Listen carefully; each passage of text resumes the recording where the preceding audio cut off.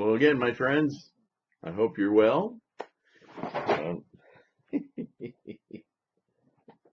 hope that's not indicative of how this is going to go. Just dropped my book.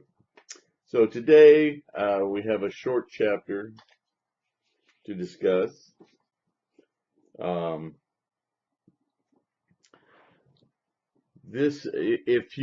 If you studied the Lotus Sutra to this point, to chapter 22,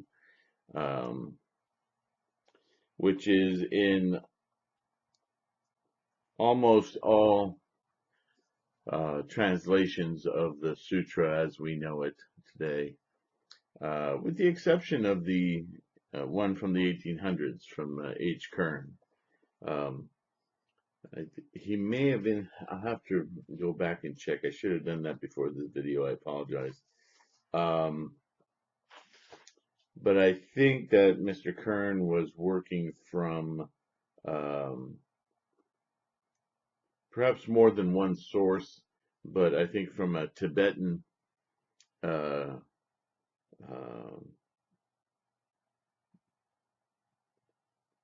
version of Kumarajiva's translations into Chinese.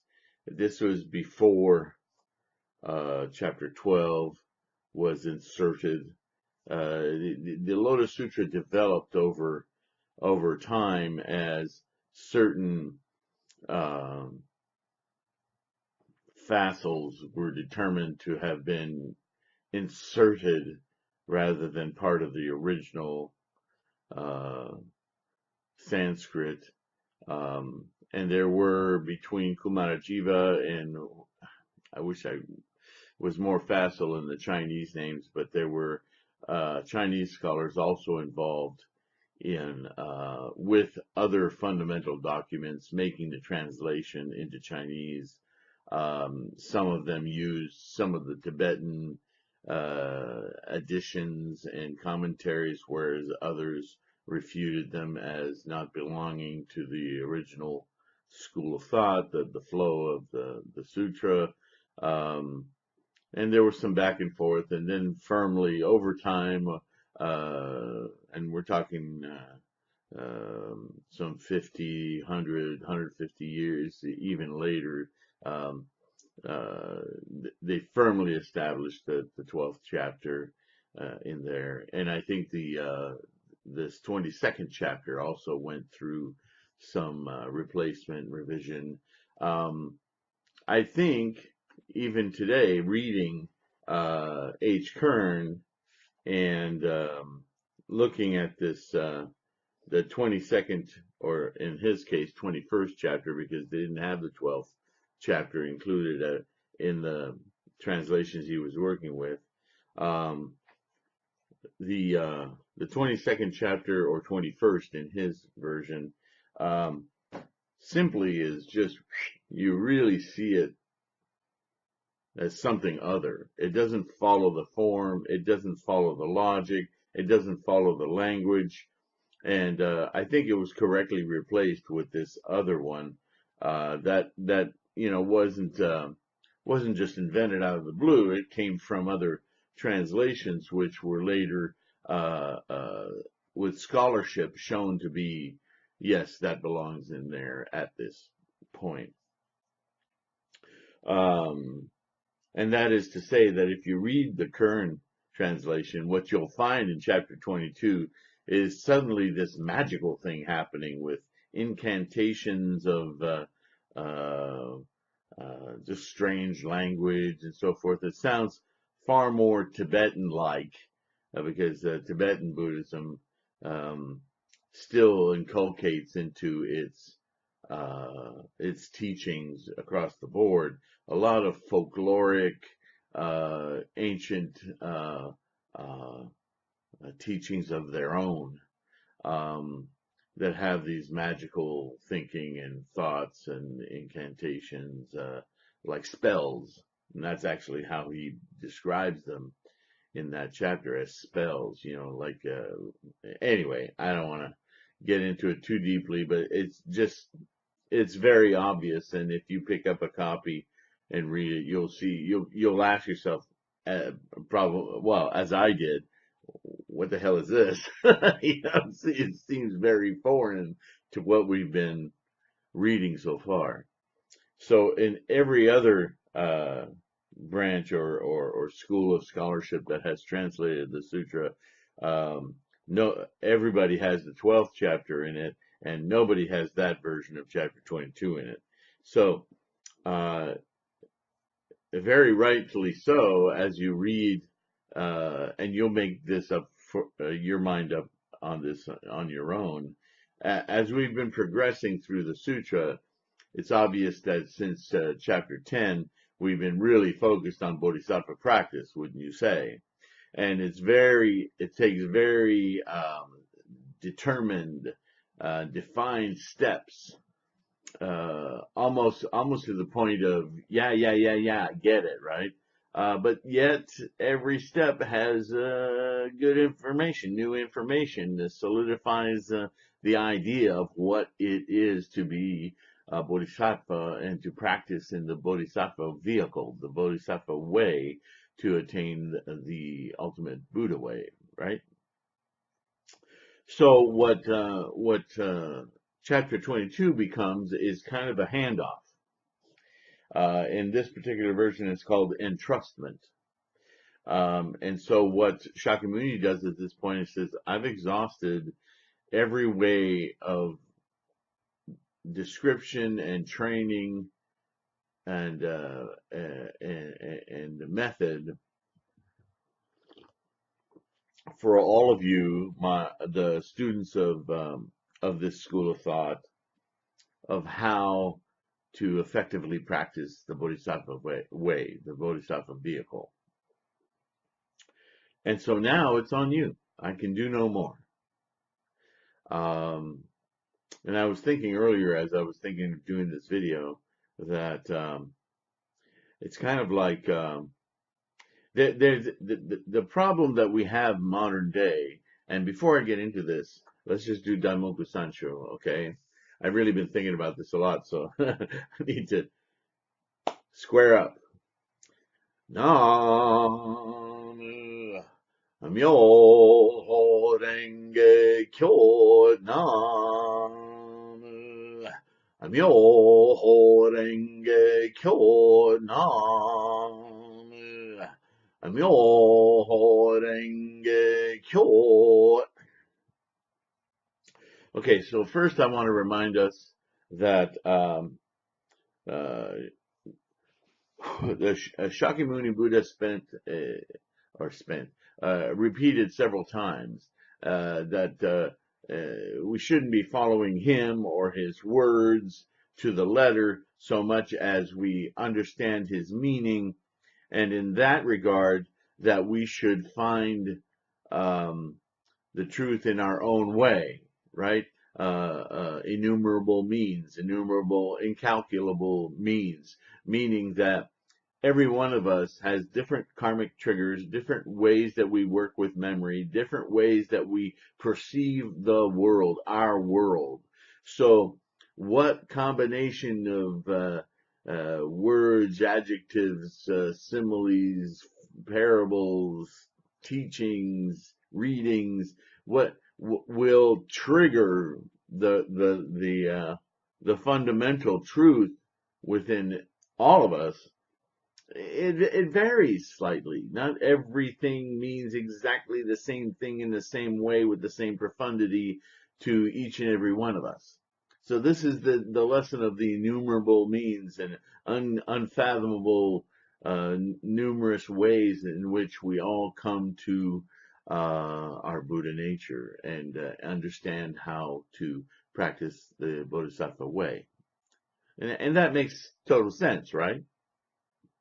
And so, when he said that, don't follow me per se or my words per se, but instead study everything. Study all of Buddhism and non-Buddhism, because in his day even there was a lot of confusion from old Hindu Hindu sects of all manner that had taken what were very straightforward Vedic and Brahmanic text and just convoluted the heck out of them. Um, and that was one of his motivators when he started out, was that none of these people seemed to have the real answer. And he was a privileged person, so he could go to the height of the Brahmanic caste in his country, in his culture, and get the highest of the highest teachings that they were all keeping to themselves. Not and you know, after 6-7 years of that, was determined, ever more determined to find an answer, but wasn't finding it through any of those paths. So this is how Buddhism was born, right? But in his example, what he's saying in effect is, look at my life. I had to come to this on my own, just as you will. There will be all of the stuff, and all of it will somehow move you to the discovery. So it's not that they're necessarily all evil. Some will derail you, so you have to be careful about that. But the main thing I wanted to say, now that I've said that, is that there are many, many, many schools, and this is, I don't know if this is a Western problem or just a world problem, a human problem, but there's this idea that we're going to find all the answers in the one thing, the one book, the one chapter, the one saying, the one whatever. And although the answer may be there, it may be that simple as Myoho Renge Kyo. But here's the problem, and I think Shakyamuni recognized this, and this is why he said what he said, and this is why the Lotus Sutra is introduced in the Sutra of Innumerable Meanings, because once again he's making that critique, and he's saying, in essence, if you want to know the cutting edge and the absolute most insightful method for understanding the nature of everything, and I'm not saying that it's in this, but as an example, science is still, right now, it goes back and forth like a pendulum between, is the foundation of everything matter, or is the foundation of everything energy? And as you, I'm sure, know by now, the foundation of everything in Buddhism is energy, because from energy comes matter, and science is on the way of returning back to that thinking. Because if you study particle physics and the cutting edge of that in the last decade, the most interesting work is happening in quantum wave theory, or quantum field theory. They label it differently depending on how they look at it. But basically what caught their eye was the dark energy of the universe and the fact that it has mass. Whereas we used to, and still most of us in school are learning that in space there's nothing, the great vacuum of space. How many times have you heard that? The great emptiness. But in Buddhism, that same space has been treated as an ether. It's where noumena exists, where no thing exists, but that's not that there's nothing, but that there is potential, that there is from that no thing the potential for everything. So it's kind of confusing because words fall apart here. And if you can imagine a very extremely minute subatomic subparticle space, smaller than electrons, where matter goes in and out of existence faster than the speed of light. This is something that's been shown with the collider in Europe, Switzerland, and France, is it? And the Large Hadron Collider. and the mathematics and so forth, that now they are discovering why there is mass to this empty space. And so that they're talking about dark matter, dark energy, because they can't see it, but they can visualize it, and they can account for it. They can weigh it, so they know it's there, and they can see how it reacts on everything around it, but they can't define it. Um, so if we were to say to a child of, say, 12 years old, who's in the midst of deciding whether or not they're going to take any more math beyond even geometry, I think is an elective in school now. They don't push math much anymore. They keep playing with ways of teaching it. But if you learn addition, subtraction, multiplication, division, and a little bit, maybe some algebra, some geometry, you pretty much satisfy your high school diploma thing, and they shove you into the world.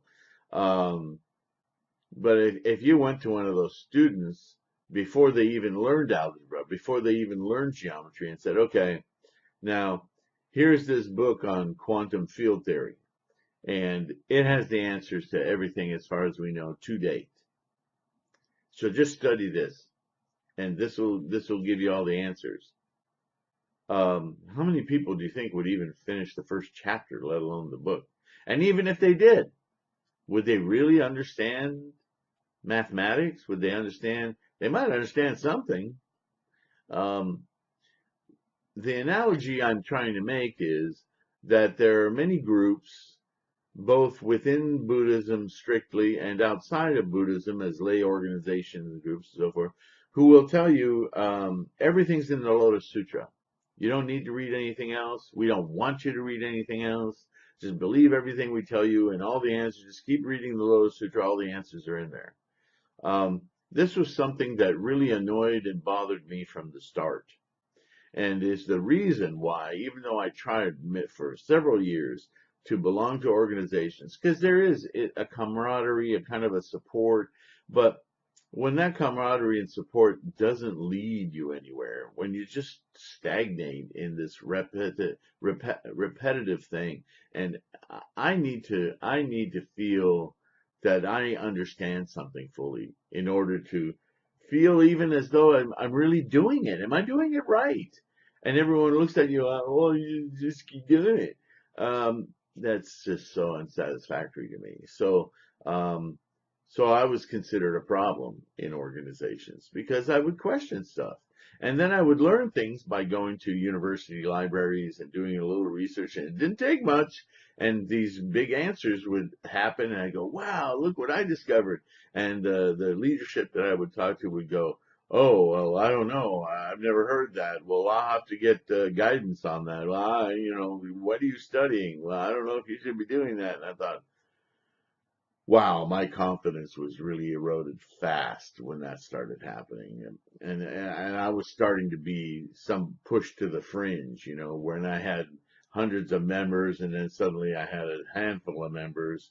They were, without communicating with me, they were really, I scared them. So, I don't want to make this about me. What I'm wanting to impress upon you is the same thing that Shakyamuni Buddha and Nichiren and all scholarship presses upon all of us. Study broadly, because that's where your truth will come. That's where the innumerable meanings will settle in, and you will find your path through all of those teachings and solidify with confidence, because this is what I want for you. I want you to not only study and practice this Buddhism because it's cool, it's actually quite simple, and it bears results, but I want you to have the conviction and determination that's constantly talked about in these sutras. I want you to build your own conviction so that it becomes unshakable. And the only person who can do that is you. I can't do that for you. I can try to help you. I can point you in the right directions, or enough directions, innumerable directions, to where you will find your answer. Okay? So this series on the Lotus Sutra, um, I don't want it to be the didactic, okay, you want to know how to practice Buddhism, listen to Sylvain talk about the Lotus Sutra. Um, that's fine. Um, and what I'm trying to do in these lectures is to bring to bear the wisdom that I've inculcated from reading all of these other sutras, from the Vinaya and the smaller vehicle to esoteric ones like the Surangama, the Satipatthani on meditation, and Tendai on meditation. I'm all over the map because I'm trying to round out in my lifetime as much information as I can on these teachings of Buddhism. And by doing that, for me, a lot of aha moments are happening where I'm seeing consistency throughout, and I'm seeing like chapter 22 in H. Kearns, like, doesn't belong. I can make that decision, and I can see why it was made hundreds of years ago, because it makes sense, and I can see why it makes sense. And that enables me to feel more confident about what I'm doing. And that confidence doesn't change what I'm doing. It doesn't change how I'm doing it. It changes my conviction, my determination, and therefore my results. I become more open to the results by virtue of my conviction that it's going to be there. See, Buddhism is about our attitude, right? So, chapter 22, with all of that disclaimer ahead. And I don't mean that to sound final, but in a way, chapter 22 is kind of a final. The rest of the Lotus Sutra is going to be kind of supporting stories, supporting material, anecdotes, and ways to just keep you motivated. There's also going to be interesting stories in here about how different cultures have taken these other chapters and created their own little sub-religions out of them, and to some detriment. And I have a video about that already on one chapter in particular. But they all have value, so I am going to read them. We are going to go through them.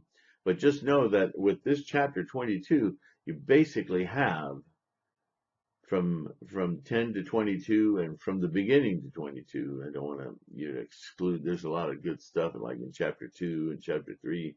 But with chapter 22, you pretty much have the culmination of Bodhisattva practice teaching. The entire value for us as Buddhist practitioners, as far as instruction manual, learning how to do it, what to do it, how to do it, how to live our lives as Bodhisattva, culminates with chapter 22. After this is good stuff, and there are lessons in it. And I don't want to say it's unnecessary, but to address the crux of the teaching, chapter 22 kind of closes it, and then we're going to get back into it, but from the standpoint of just standing to one side and looking at it this way and looking at it that way, and to keep you motivated, rather than direct instruction. Although some of it may seem that way, and maybe I think it will become obvious that the rest of the chapters are more about motivation than instruction. Okay, so at that time Shakyamuni Buddha rose from his Dharma seat and displayed the great divine powers. We've already read about that.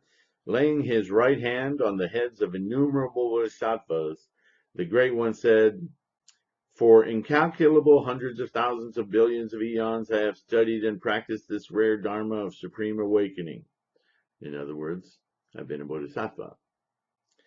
"Now I entrust it to you. You should wholeheartedly disseminate this Dharma, making its benefits spread everywhere." You should practice the bodhisattva vehicle, the bodhisattva way. In this, he touched the heads of the bodhisattvas, the great ones, 3 times with his hand, saying, "For incalculable hundreds of thousands of billions of eons I have studied and practiced this rare dharma of supreme awakening. Now I entrust it to you. You should receive and embrace and read and recite and proclaim it, so that all living beings everywhere may hear and understand it." Isn't that his life? He's telling you to emulate his life. He, in fact, has been the bodhisattva of the earth, as an example, uh, doing so fully enlightened in the Buddha way. Why? Because the Tathagata has great compassion, is not stingy or begrudging, has no fear, and gives to all beings Buddha wisdom, Tathagata wisdom, natural wisdom. The Tathagata is the great gift giver for all living beings. Now, gifts, this has been misinterpreted by so many Western groups and Asian as, a bow wrapped around a box gift. That's not what we're talking about here. We're talking about this great enlightenment opportunity, this great light bulb lighting up your mind. You too should follow the teachings of the Tathagata and not be stingy or begrudging. And, see, his whole life is an example. In the future, if good sons or good daughters have determination, conviction, in the wisdom of the Tathagatas, you should preach this Myoho Renge Kyo for them, so that they can hear and understand it. In this way, they can be led to Buddha wisdom. If there are living beings who do not have conviction in it or accept it, you should use other profound teachings of the Tathagata to demonstrate and teach it, enriching them and giving them joy. If you do this, then you will have repaid the grace of the Buddhas. Now, here's another allusion to what I started out with. Not everyone is going to read the particle physics manual on quantum field theory and get it. They're going to need to learn the serendipity of math. They're going to need to learn geometry, trigonometry, algebra, calculus, other things. Okay, and he's also, including his talks on similes and parables, and this is why the rest of the book is going to be those kinds of stories to help you become a better bodhisattva by giving you more tools. Like he hasn't given us enough, and he said, after 40 some years, I haven't given you the complete truth, but I have been giving you innumerable meanings, stories, tools, ways of getting there. So use the same things that I've used to bring you to this point, is what he's saying. Okay? When all the Bodhisattva great ones heard the Buddha say this, they were filled with great joy and paid him even greater reverence, facing the Buddha and bending over, bowing their heads, putting their palms together and crying in one voice, "We will respectfully do all that the World-Honored One has commanded. Please, World-Honored One, do not worry about that." The whole group of Bodhisattvas, the great ones, repeated this 3 times, crying with one voice, "We will respectfully do all that the World-Honored One has commanded. Please, World-Honored One, do not worry about that." Then Shakyamuni Buddha had all the Buddhas embodying him, who had come from all directions, return to their own lands, saying, "Buddhas, go in peace. Let the stupa of abundant treasures Buddha be as it was." When these words were spoken, the innumerable embodiment Buddhas from all directions, who were seated on the lion seats under the jewel trees, as well as the abundant treasures Buddha, superior practices, and the multitude of innumerable countless bodhisattvas, Shariputra, and the other Shravakas, the 4 groups and others, and all the human and heavenly beings, Asuras, and so on, in all the worlds, hearing the Buddha preach, were filled with great joy. So,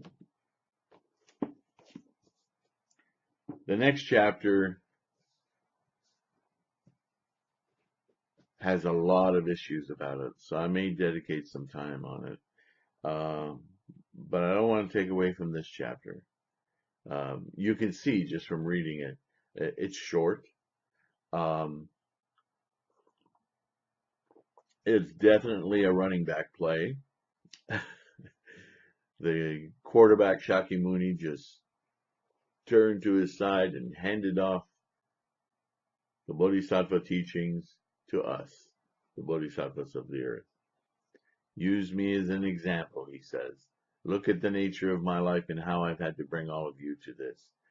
Not everyone will learn in the same way. There are innumerable ways that people will learn things, and there are innumerable ways in which you can teach in order to find those triggers that will help people succeed and gain confidence, right? That's his whole thing there. You have to be committed. You have to be determined. How do you do that? You have to have conviction. You have to have confidence that, yeah, this is getting me there. This works. This is it. But all of us have minute little different criteria to satisfy, most of which, if not all of which, we're not even conscious of, right? Because it's karmic. It's beneath our thoughts. It's formative. It's beneath our cravings. It's hard for us to see that. Our ego is very protective of that. So I thank you for joining me on this journey. It's amazing to communicate with you in this way. I was just thinking the other day, I've been doing this for close to some 40 years. Heck, 20 years ago, 30 years ago, the idea of being able to mass communicate like this, we just weren't there yet. And there are ways beyond what I'm doing now that, we could do this live. I'm still struggling with how to do that and create value. I feel confident in the way I'm doing it now. If you guys have, some of you may be techno wizards, try me out if you can think of something more innovative or new or fun that we could try out. But I'm committed to getting through this lecture series. It's a lot. So once this is done, then I'll be free to experiment and do other things. Not sure what that means, but I'm sure it'll develop organically. In the meantime, let's do Daimoku Sancho. I truly appreciate all of you. And chapter 23 is going to be interesting. So, fellow bodhisattvas, please, Sancho with me. Nam Myoho Renge Kyo. Nam Myoho Renge Kyo. Nam Myoho Renge Kyo. Thank you very much.